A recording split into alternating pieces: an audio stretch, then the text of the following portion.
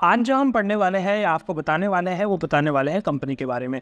Company क्या होता है, कंपनी जो है 12th क्लास के सिलेबस में भी है और बाकी बच्चों के लिए जो आगे कोर्सेज कर रहे हैं उनके लिए भी ज़रूरी है।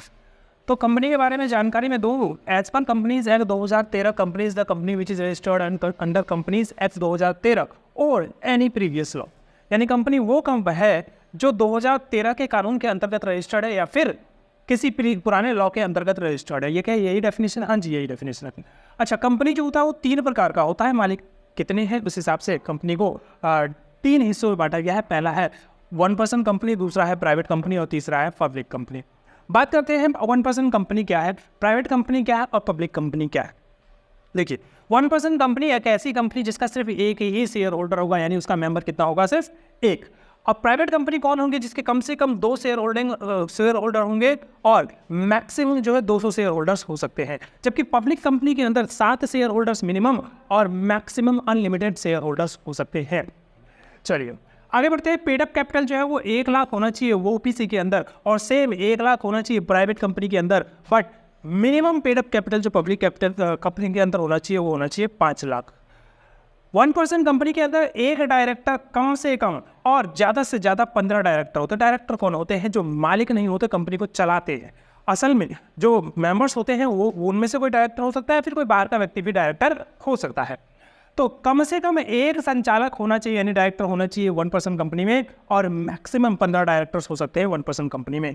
प्राइवेट कंपनी की बात करें तो कम से कम 2 डायरेक्टर्स होने चाहिए और मैक्सिमम 15 डायरेक्टर्स होने चाहिए।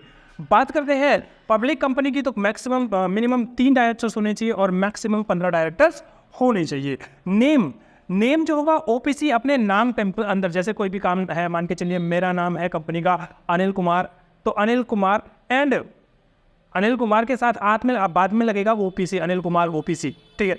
तो मैं कोई भी कंपनी खोलता हूँ एबीसी लिमिटेड ना लिख के एबीसी ओपीसी लिखाएगा, यानी उसके अंत में एक वर्ड यूज होगा ओपीसी।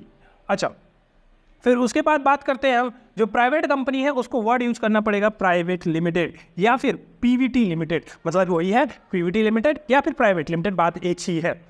अब पब्लिक कंपनी की बात की जाए तो पब्लिक कंपनी यूज करेगी लिमिटेड वर्ड, यानी सिर्फ लिमिटेड का मतलब है वो पब्लिक कंपनी है। शेयर्स जो है वो ट्रांसफर किए जा सकते हैं। शेयर्स मतलब क्या होता है? शेयर्स मतलब सारा का सारा मालिकाना हक, ठीक है। तो 1% कंपनी जो है उसके अंदर एक ही शेयर होल्डर होता है, तो क्या वो अपने शेयर ट्रांसफर कर सकता है? हाँ जी, वो अपने पूरे ट्रांसफर कर सकता है शेयर्स किसी और को, यानी उस समय के बाद मालिक कोई और बन जाएगा, यानी 100% शेयर वो किसी और को देगा तो वो ओपीसी रहेगी। यदि उसने आधे शेयर किसी और को दे दे तो फिर ओपीसी नहीं रही ना भाई। ओपीसी का मतलब ही एक शेयर होल्डर होना चाहिए, एक से ज़्यादा हो गया तो फिर ओपीसी नहीं रहेगी, वो प्राइवेट कंपनी बन जाएगी।